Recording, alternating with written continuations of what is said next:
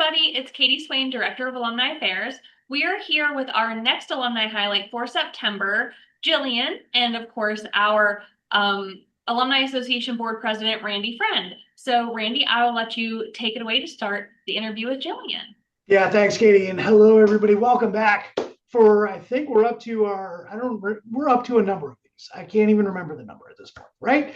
But that's kind of what makes it super exciting. So obviously we have Jillian here today. I'm going to turn it over to her, let her do a quick introduction, and we're going to get right into our interview today. But Jillian, tell us about you. Give us a little background. Yeah, hey, so I graduated Shepherd back in 2021. I majored in comm and new media.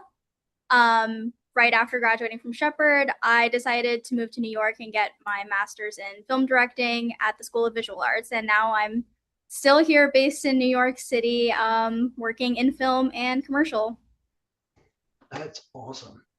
So let's just start there, right? So okay, you're at right the School of Visual Arts, doing your thing there. How did you get to a point where you were doing media and comm to now kind of transition to that experience? Was that kind of the plan all along, or was that something that came over time? Give us a little sense of how you got to that point. Yeah, actually, so my journey with Shepherd is actually really sporadic. I actually started preparing for auditions to major in piano at Shepherd when I was in high school. Okay. And then before actually starting at Shepherd, I decided that I actually didn't want to do that anymore, and I decided to major in computer science. And so I majored in computer science for about a year and a half at Shepherd until about halfway through my sophomore year. And then I had switched over to common new media. And with common new media, the goal there was always to be in film. So once Okay. I had switched my major, that was always the goal. Film was Yeah. always the goal. But before that, it wasn't always the goal.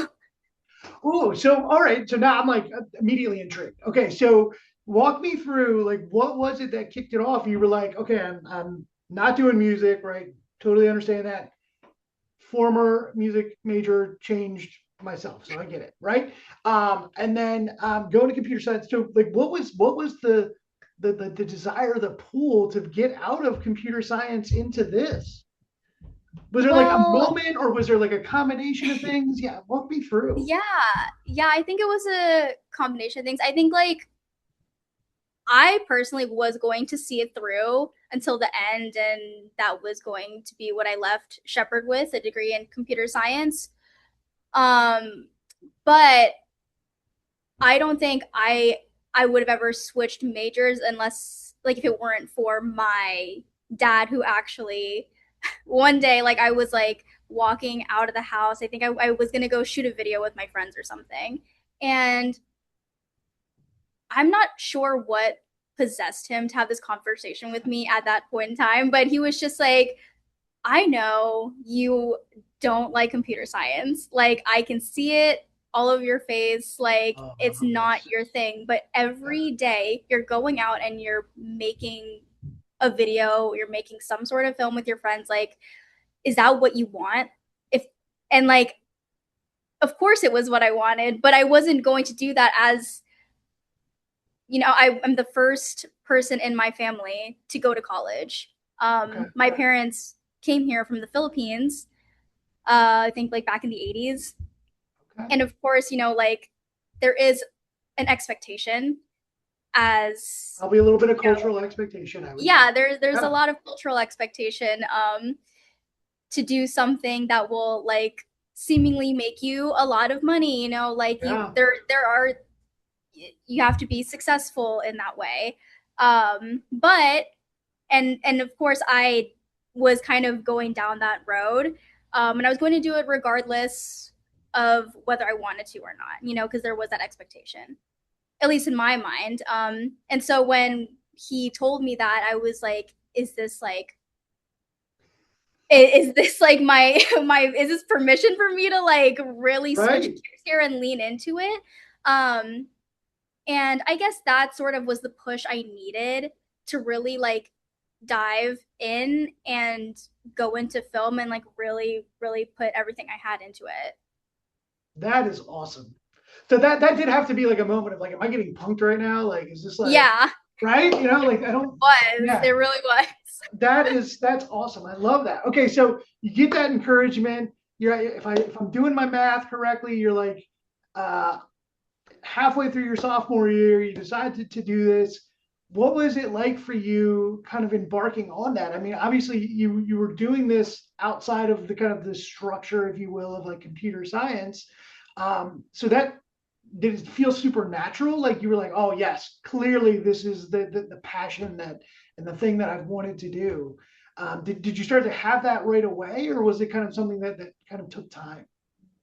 No, I felt it right away, I think. Like as soon as I had, gone to my counselor and made sure everything was in place and I switched my major for sure, like I felt this huge weight lifted off my Oh, shoulders that's awesome. and I felt like I could really like thrive in that space. So yeah, it was a pretty immediate feeling for me. Okay, very cool. So you're doing, these different projects and things while you're at Shepherd, you finish up. Was the plan even before you graduated was like, look, I'm going to New York. Obviously there's different locations now, especially with a lot of different film companies being in many different areas across the country. Was it always the plan then to go to the School of Visual Arts, or did that just end up being one place that you kind of leaned towards? Yeah, so it wasn't, I mean, I looked at so many different schools, and when I was taking the film courses at Shepherd, I wasn't totally sure what I wanted to do with film. I think there's so many different avenues. You could be on camera, you could be in sound. And so I had done so much research on so many different programs, and ultimately I landed on the School of Visual Arts because they offer a 1 year master's program in film directing. Okay. And film directing was something I had thought about and I guess like I was already doing at Shepherd, but it just seemed like this was the right path for me. So that's how I sort of ended up at School of Visual Arts. And I actually, the head of the department was someone whose work I had already been familiar with and kind of grew up watching as a kid. So it sort of was the perfect choice for Oh, me at that's the end of the cool. day. Yeah. Oh, very cool. So okay, so you do that. You're heading off to New York. You're living, the Manhattan lifestyle at this point, right? You're doing that, Yeah. and then you finish your 1 year, and then all of a sudden you're like actually creating different films and things like that. So I'd love to hear more about the creative work you've done, right? Because I know you have a couple things out there. I think your latest project is what This Land is Cursed. It's kind of a short film. Yeah, how has that transition been of now taking this passion and this creative outlet to a career, right? Because that can sometimes be a difficult transition.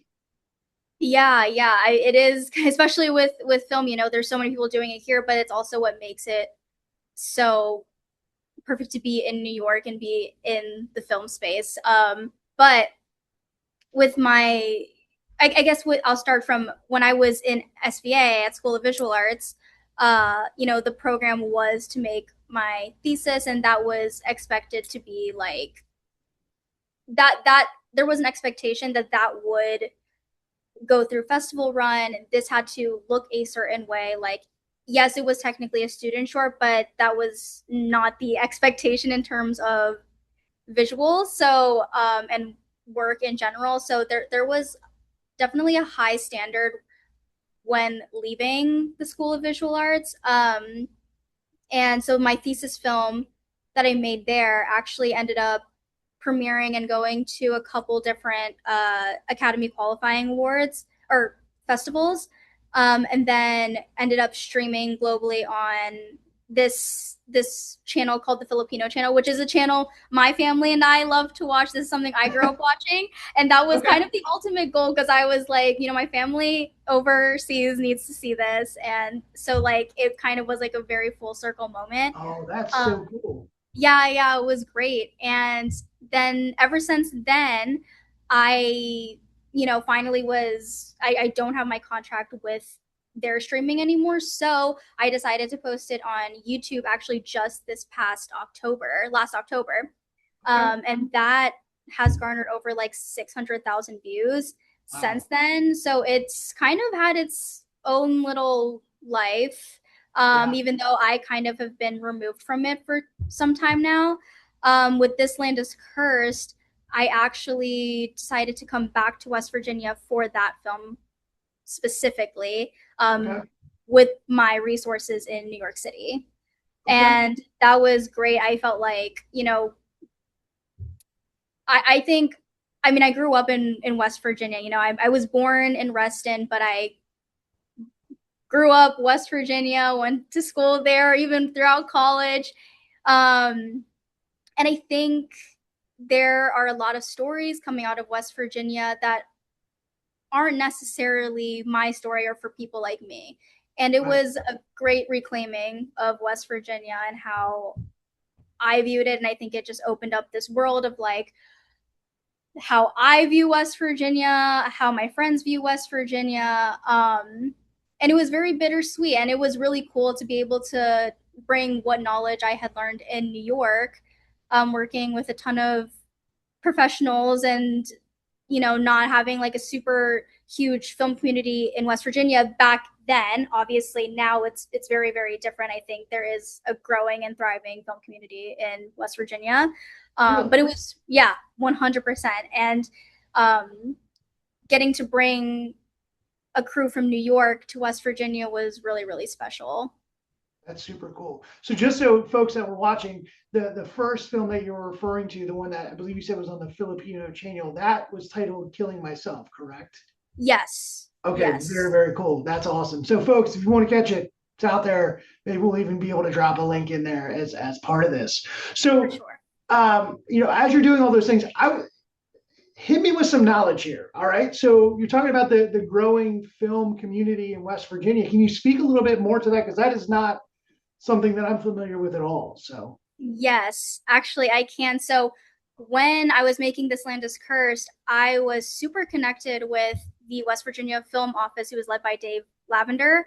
Um, the West Virginia Film Office used to exist back in the day, but because of the lack of work, the lack of projects being shot in West Virginia, they closed, unfortunately. So, they newly reopened about a couple years ago. And West Virginia actually has a tax incentive for people shooting films in the state. I want to say I don't quote me on this, but I think it's like sure. 31% is the tax credit you get if you shoot a feature there. And we actually also we as in West Virginia actually offer funds too for projects that want to shoot in West Virginia, feature films specifically.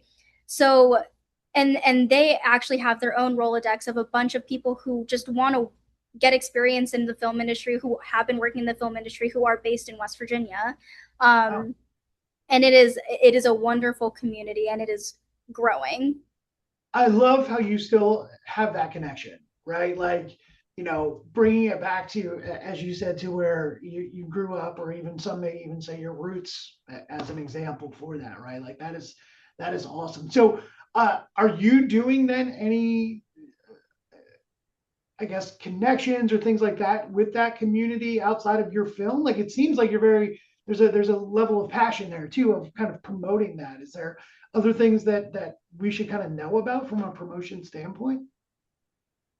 From a promotion standpoint, I'm not quite sure. I mean, like the tax credit is a huge, huge takeaway from West Virginia, and it's such a great thing that they offer because not many states offer it, and they obviously that percentage is great. But I think I mean I'm not personally working with them. Sure. I just believe in what they do so much, and what they do for upcoming filmmakers in West Virginia because I think it's something I would have wanted when Yeah. I was exploring film, living there. And it's great that people who now maybe want to go into film can have that there. Yeah. And West Virginia is such a gorgeous state. It's a beautiful state to shoot in. Honestly, the tax credit, it's convincing, but I mean, I think just going to West Virginia is convincing enough. Yeah. And I think that being able to have these resources for filmmakers there, especially because, again, there isn't a ton of funding for film. There's just not. Right. It's a very like communal effort. And a lot of these people who are working with Film Office, who are a part of their Rolodex, they do a lot of this work for free because they love it, and Wow. they love film. It's really just for the love of the game. Yeah. So I think that's what's so special about the film community in West Virginia specifically. It's so tight knit, and there's it's very authentic. Yeah. No one is really asking for much out of anybody except just to like be a part of something great. Yeah. That's awesome, man. Very cool. Now, do I also have it correct that in addition to all this work that you're doing, is it true that you're also a creative director as well? Is that a true story? I'm a creative editor and manager. Okay. So I actually work full time working in commercial editing. I work in post production full time, which Okay. is very different than directing, But I think Yeah. like those two things, like being able to work in post full time, has helped me so much in my directing work because I'm That's always awesome. looking at like the Yeah. big picture at so I'm like seeing things basically as a finished product before I Yeah. even get started.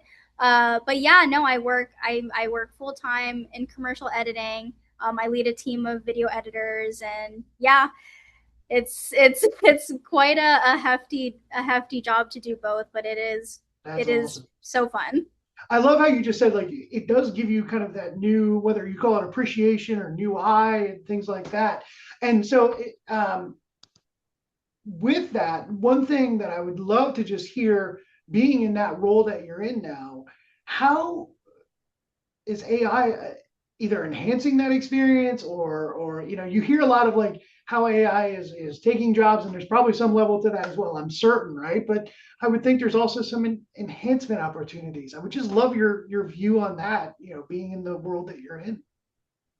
I mean, I personally don't know how much I can speak on AI because it doesn't, at least in the roles that I've been doing, Okay.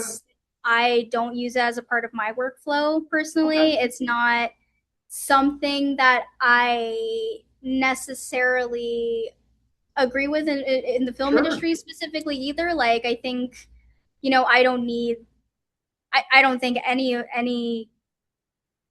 creative working in this industry really needs AI to help them be creative. Right. That's our job. And so yeah, I can't really speak on it from my personal experience because Yeah. I'm not I am not using AI And to like that's actually enhance my perfectly fine, project. right? Yeah. Like I think that's the biggest argument, right? You hear so many people talking about it's going to take over jobs and things like that. It's like, yeah, but when you think about it from a creative standpoint, like you can't teach something to program creativity, right? Yeah, Like it will that's never be the same. correct, right? And so no, I love hearing your view on that, because I think, and where I'll actually bring this to, this will actually make sense in a moment here, is that when I think about folks who are in those types of careers, right? Whether, and to your point, right, a little bit of cultural, and then it's not only just cultural for your background, but also you think about folks that are in the state of West Virginia saying like, oh, a creative arts degree or something like that, like that's something that's not going to take you anywhere, which is not necessarily true when we kind of No. use this other context, right?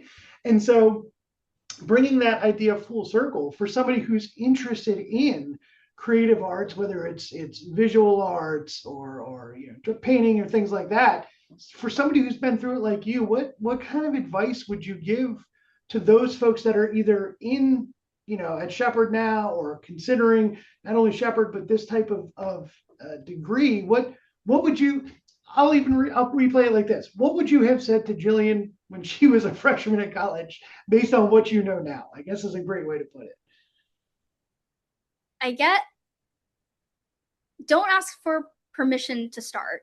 Yeah, Otherwise, it's never going to happen. yeah, Like, you need to go out and you need to do the thing. And yes, that's a lot easier said than done, but you need to figure it out. Like, yeah, if you want something bad enough, you're going to do it. Your mind, your body, your soul is going to do it. And no one has ever told me, go make a film, like, go do this, go do that. Like, this is all something I had to really just tell myself I had to do it.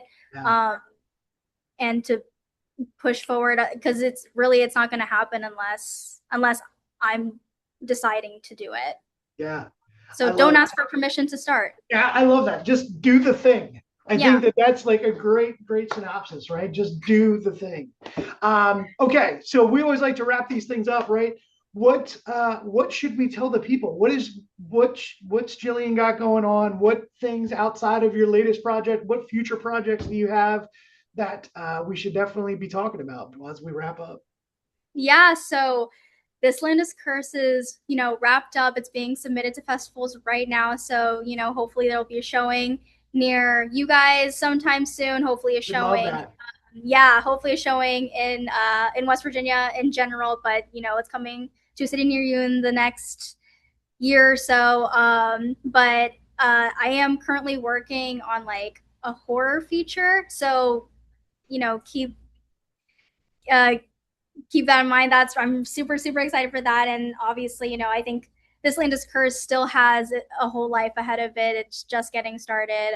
Love it. And we'll see where that goes too. I have plans for that as well, but there's a lot of projects in the making here, and I'm really really excited to share it with everybody.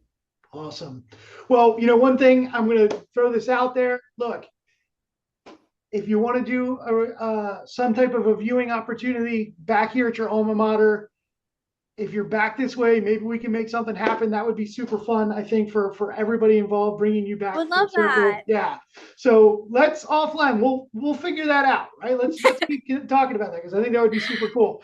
For Well, sure. look, we appreciate your time. Obviously we have your website and some other stuff out there we need to get promoted. Thank you so much. I'm very excited. I've enjoyed this conversation immensely. So this is super cool to kind of hear about your journey. And for those who are watching, look, if you know somebody else whose journey for a Shepherd alum that we should promote and talk about, please let myself or Katie know. Otherwise, follow us on all the socials. You know my pitch at this point. We love having you out there, and look for stuff this fall because we have a lot of things from alumni events happening. So follow the page, all that good stuff. Besides that, Jillian, thank you so much. Katie, as always, thanks for running this, and we'll see you guys next time. Thank you. Thank you guys.